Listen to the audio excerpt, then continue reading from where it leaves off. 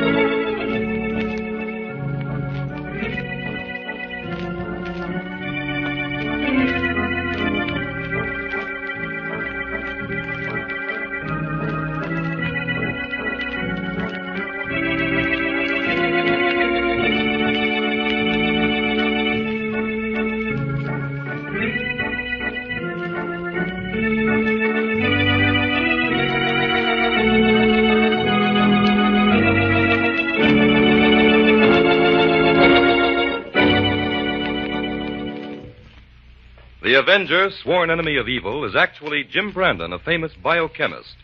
Through his numerous scientific experiments, Brandon has perfected two inventions to aid him in his crusade against crime as the Avenger: the telepathic indicator by which he is able to pick up thought flashes, and the secret diffusion capsule, which cloaks him in the black light of invisibility. Brandon's assistant, the beautiful Fern Collier, is the only one who shares his secrets and knows that he is the man the underworld fears as the Avenger. And now,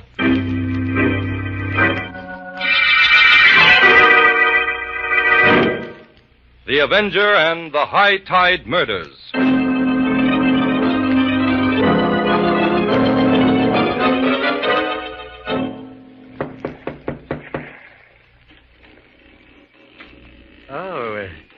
It's you, Fenro. Yes, Crony, it's me.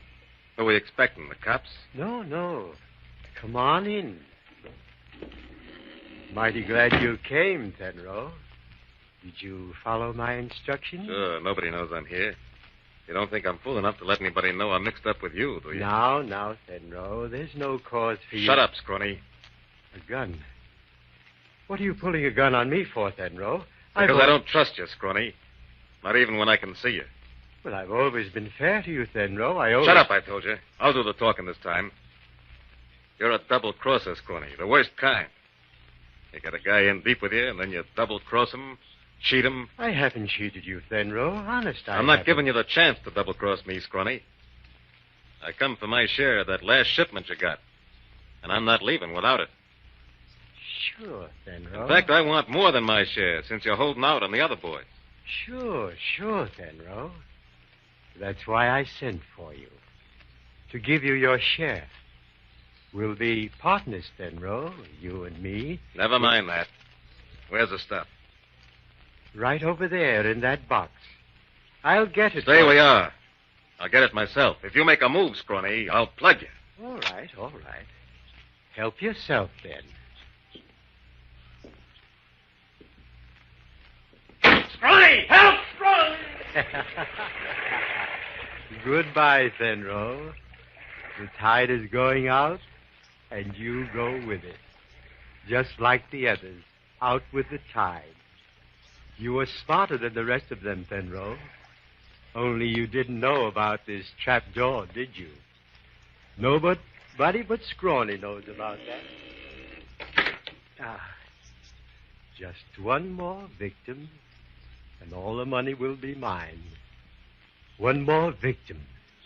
I must prepare the trap for him. I'm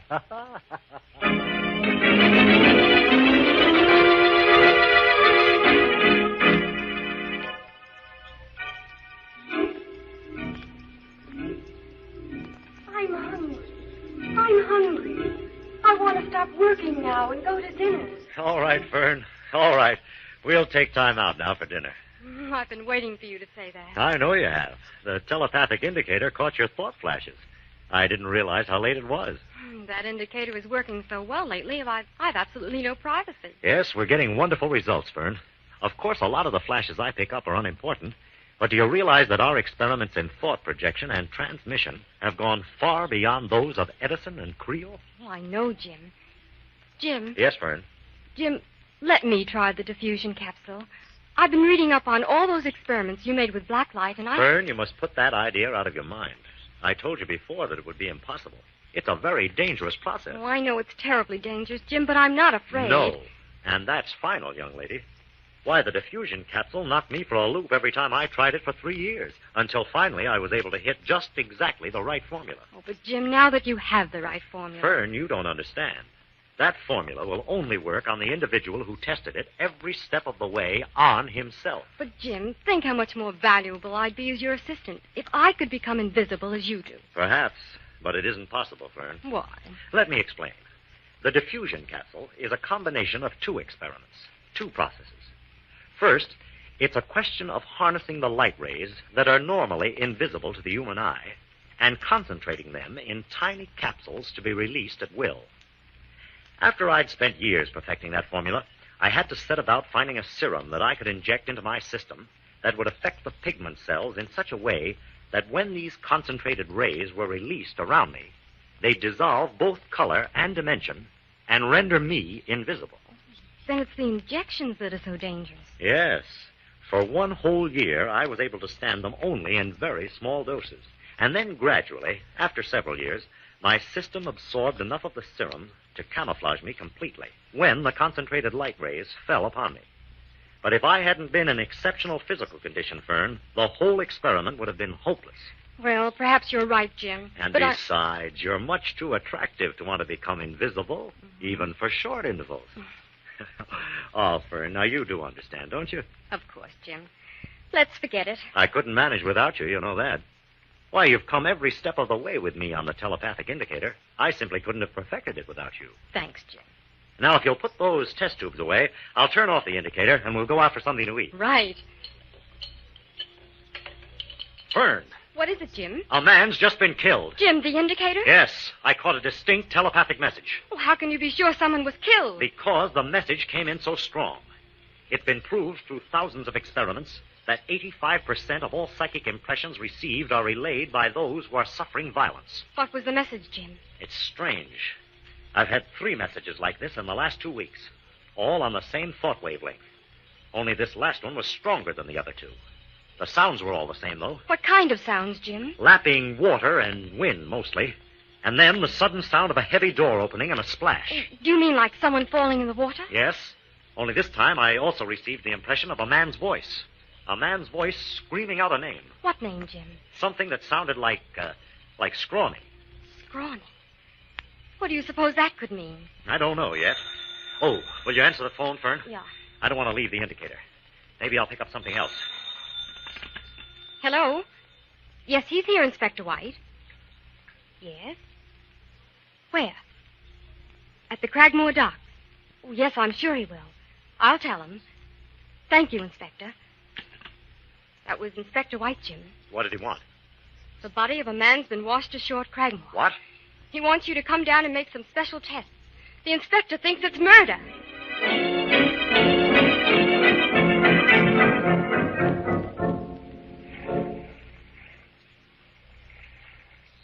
That you, Brandon? Yes, Inspector.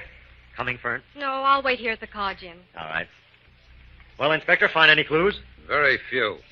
The doc says the body's been in the water about 2 weeks. I want you to check on that. No identification. Not a thing. Oh, flash that light over here, Joe. Well, what do you think, Jim? Yeah, at first glance, I'd say 2 weeks is about right. We can't tell much from his clothes. There was no jewelry, which might mean the motive was robbery. Yeah, it might. Find anything at all in his pockets? No. Only a little piece of broken glass. You mind letting me see it? Here. Why, this is a piece of a jeweler's loupe. A very good one, too. This man must be a stranger around here. He doesn't fit any of our descriptions for missing persons. Inspector, do you think you could keep this out of the papers for a few days? No, I can't keep it out of the papers, Brandon.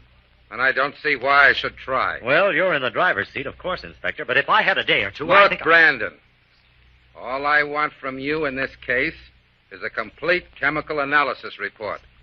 The same kind of checkup you did in the Reardon case. Okay. I'll come to headquarters later. But you shouldn't let my simple inquiries affect your blood pressure like that, Inspector. Well, every time you see a body, you pop up with a lot of unconventional theories. Well, murder is hardly ever conventional, Inspector. No monkey business on this case, Brandon. That chemical report is all I want from you. You'll get it. In the meantime, I'll have an impression made of his teeth and go over every inch of his clothes. Right. I think we'll have to work fast on this, Inspector. We? All right, you. I'll see you later. So long. Remember what I said, Jim. What's the matter, Jim? The inspector sounds mad. Oh, just the usual routine. He's afraid I'll steal his thunder. Well, were you able to find out anything? I think so, Fern. I'd be willing to bet anything it was that man's dying message I picked up about 2 weeks ago. Oh, do the police have any idea who he was? Not yet, but I'm pretty certain he was a jeweler. If he was, then the other 2 thought impressions I received may have been from jewelers, too. If your hunch is right, Jim, 3 jewelers would be missing in the city right now. Right. Let's get back into town and start investigating. Tonight? Oh, well, I guess it is pretty late, isn't it? And I'm still hungry. Remember, we never did get our dinner. Okay, but first thing in the morning, Fern, we're going calling. The pawn shops first.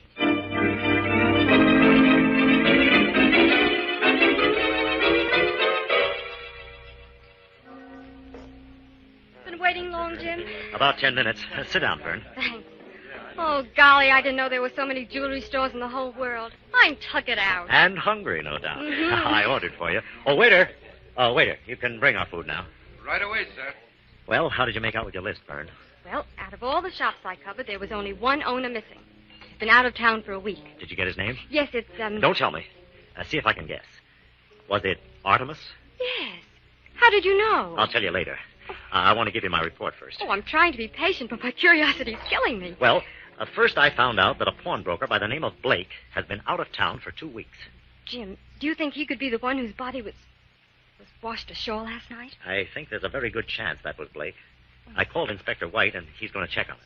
But what about the third? You said there'd be 3 missing. Yes, and there are. A third jeweler by the name of Fenro left town on business yesterday morning. Jim, how can we be certain these are the 3 men we're looking for? Well, after I checked all the stores on my list, I happened to remember an article that appeared in the newspapers about 6 months ago concerning a corner in the diamond market. At that time, an investigation had been demanded by the Municipal Jewelers Association, who were outraged at the possibility of any shady dealings within their trade. I went to the library and checked back on that article. And found the names of our suspects? No, I got those through a muckraking reporter I know. He tipped me off that Fenro, Blake, Artemis, and a man by the name of Vickers were thoroughly investigated at that time because they were suspected of selling odd pieces of jewelry at unusually low prices. How were they able to do that? Well, my guess is that the jewels were smuggled and they were fencing them. Oh, but wouldn't the police know that? That would be pretty hard to check, Fern, especially if the goods came from Europe. All right, Jim. Suppose all your suspicions turn out to be facts. There's still one other thing.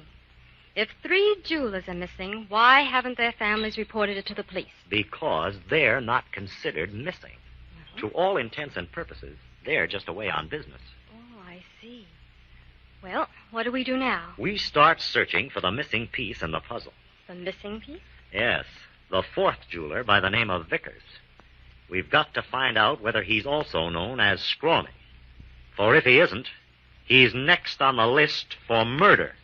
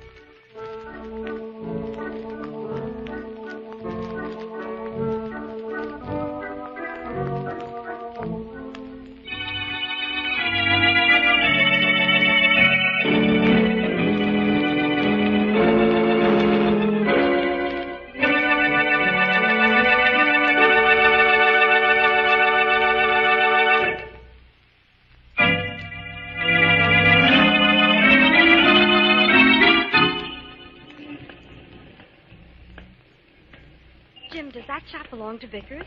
I was in there this morning. I know. That's why I think it'd be better for me to go in alone this time. Wait for me just beyond the shop there, Fern. All right, but don't be long. I'm nervous. What can I do for you, sir? Do you mind if I look around a little? Yes, I do mind. What do you want? I'm looking for the Berkeley necklace. What? I thought you might have it.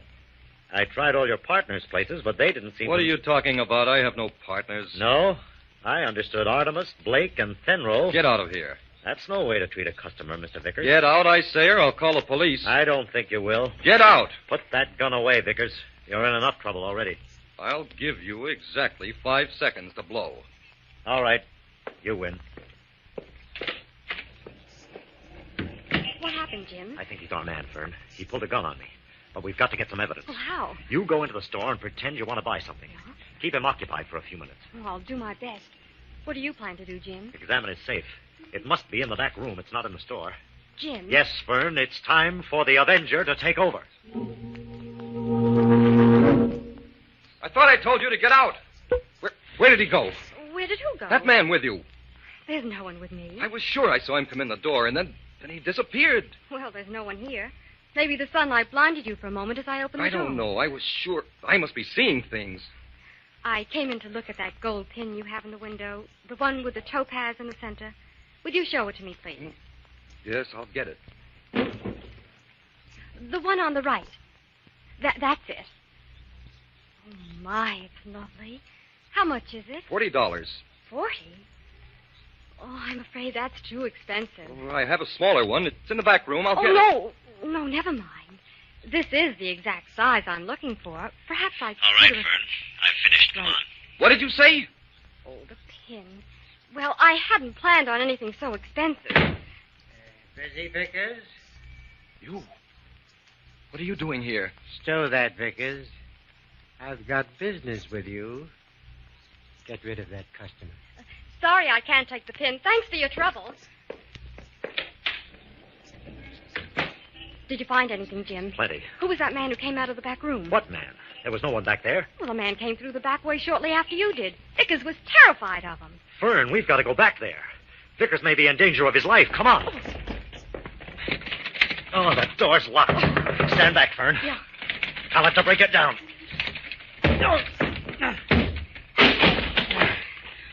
Jim, look, on the floor. It's Vickers. Vickers! Vickers, quick! Who did it? Who stabbed you, Vickers? Scrawny.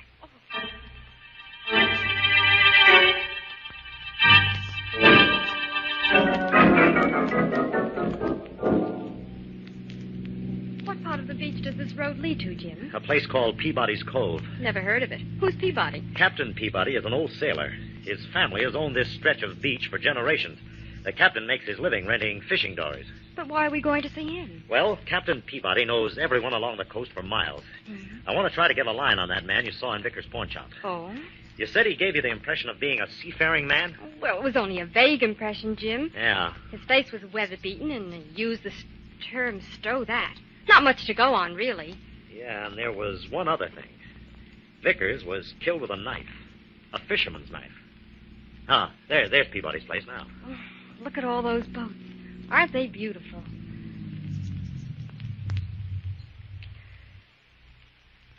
All right. Come on, Fern. Now, there's Peabody on the dock. Hello there, Captain. Hello. Well, if it isn't Jim Brandon. How be you, Jim? I'm fine, Captain. This is my assistant, Fern Collier. Hello, Captain. Pleased to meet you, miss. Well, Captain, what's your theory about those two bodies that were washed up on the coast? Say, that's something, ain't it? 2 of them within a week. I noticed by the papers that you were helping on the case. That's right. Captain, does the name Scrawny mean anything to you? Scrawny? Yeah. Nope, never heard that name. Has it got something to do with the case? Maybe. But all we're certain of in this case is how long the bodies were in the water. And what you want to know is where they come from, huh? That's what I'm working on, Captain. Well, son, you ought to be able to figure that out pretty accurate, according to the tides. How do you mean? Now, you take a look at this here map, Jim. Yeah? You know what it is? Oh, it's a tide chart, isn't it? Right. You notice how the currents hereabouts surge into narrow channels? Yeah. Well, those channels along this stretch of coast are as accurate and permanent as a paved road on dry land. You mean that if you know exactly where something landed on the shore and how long it was in the water, you can figure where it started from according to the channels? Yep. Why, when I was a little shaver, me and my brother used to send messages in bottles through these channels to kids 10 miles down the coast. Captain, you've hit on something. I'd like to try a little experiment, if you'll help me. Why, sure, Jim. Well, rig up your best dory and bring along those tide charts. You and I are going on a little boat ride. Right away, Jim. I'll have everything set in 5 minutes. Do I come too, Jim? No, you'd better stay here, Fern. How long do you think you'll be gone? An hour or two. Oh, well, I'll take a little drive up the coast to kill time. Okay, but be careful. Good luck, Jim. You ready, Jim? Yeah, I'm coming, Captain. I'll see you later, Fern. Right. Don't drive too fast. I won't. Bye.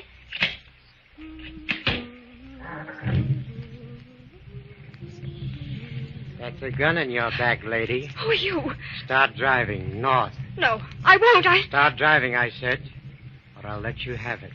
What, You're the man I saw in Vicker's shop. You murdered You Vickers. know too much for your own good. Drive faster. You're scrawny. That's right. But you're the only living person who knows it. And you ain't going to be living long. Drive faster, I said. Faster.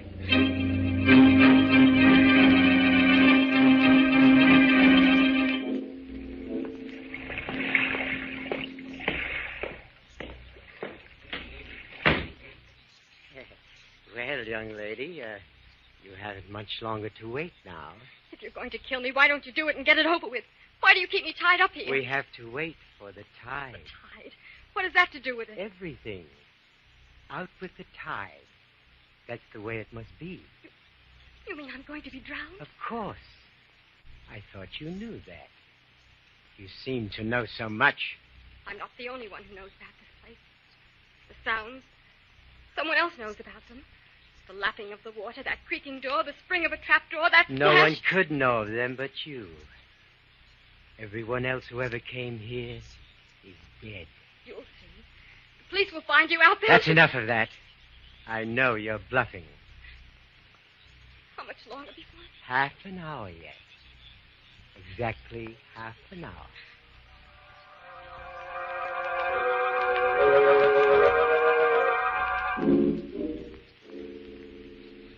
What are you doing? It's almost time. I'm checking everything so you won't be in any trouble. You won't get away with this. You won't. Who's to stop me? Look. As you drop through this trap door, this bag of salt will hook onto you and weigh you down. Then the tide carries your body out to sea. And later when you're found, you'll be many miles from here. Oh, you're mad. I believe you killed for the sheer joy of it. No. I kill for gold. For gold and jewels. But now I must untie. In another minute, the tide goes out ready. You must be ready now. Hold your wrists still. Oh, Jim, I'm afraid. There, now. Stand up. What was that noise? Who's there? Here I am, Scrawny. It's the Avenger. Oh, thank heaven. The Avenger? Where? Where are you? I can't see you, Avenger. No, you can't see me, Scrawny. No one can see me, but I'm here. Where? Where are you? Over here, behind these salt bags. I'll get you. I'll shoot you. Not there. Over here in the corner. I'll find you. I'll kill you. Ah! Oh, Jim. How awful. Are you all right, Fern? Yes. Wait for me in the car outside, Fern. Oh. I'll just have a look around here. The police will want some evidence. Well, this place is certainly reeking with it. Don't be long, Jim.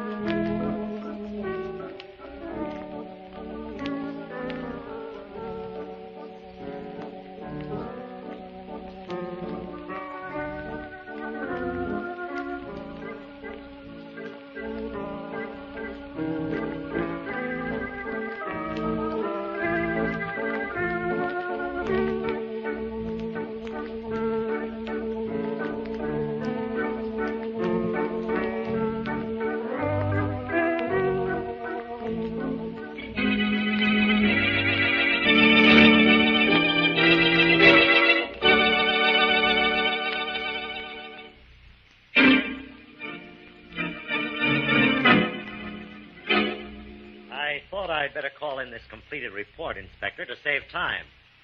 Yes, I guess that just about cleans up the case. Oh, by the way, Inspector, congratulations. That was a good picture of you in this morning's Herald. Oh, now, don't get mad, Inspector. No offense. Okay. Okay. See you on the next case. Goodbye. Well, Jim, was Inspector White completely satisfied? He wouldn't admit it, Fern, but he was. The police boat just picked up Scrawny's body in the exact place I pointed out on the tide chart. Oh, by the way, Scrawny's real name was Joplin. Scrawny was the code name the smugglers and fences used for him. I still don't understand how you knew exactly where they'd find him. Look, it's all here on these channel maps Captain Peabody gave me. Oh, let me see. Yeah. Now, here's the way the smugglers worked. Sailors dumped the smuggled cargo overboard right here at the beginning of this narrow channel, just as the tide was going in. The channel ends here. Under this long pier old Scrawny had built along the coast. He had nets stretched along the entire length of the channel under the pier. And when the tide came in, they caught the cargo. Then old Scrawny, all he had to do was haul in the nets and distribute the cargo among his fences. Just as simple as that. Oh, but then why should Scrawny want to kill the men who fenced the jewels for him? He didn't, as long as the smuggled cargo was jewels. But the last two shipments were currency. Enormous sums of it in sealed, waterproof bags. Oh, so he didn't need the fences. Yeah, that's right, Fern. But evidently the fences demanded their share of the shipments, so Scrawny decided to get rid of them. He sent for each one separately on the pretext of sharing the loot with him. Vickers was the only one who wouldn't go, so Scrawny had to come to him. Each of the others, well, you saw the little trap he set for them.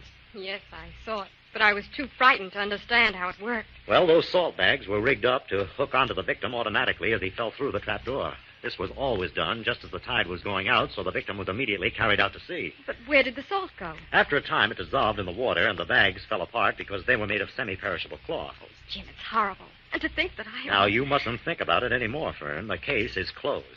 But you can thank Captain Peabody for showing me the beginning of that narrow channel that led me to old Scrawny's place in time to save you. Oh, I'm going to buy Captain Peabody a nice present. Oh, he'd like that. He said you were right pretty. Oh, you. You know, the minute I got to Scrawny's place, I knew the trail was ended. How, Jim? I recognized the sounds. They were exactly like the impressions I received on the telepathic indicator. Well, I'm glad it's over. And so am I, Fern. Well, what about some dinner? Oh, fine. Only let's not have seafood.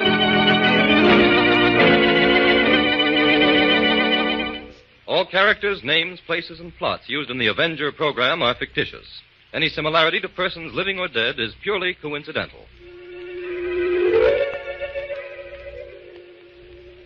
This is a thought, a thought, a thought. Remember, listen for another adventure of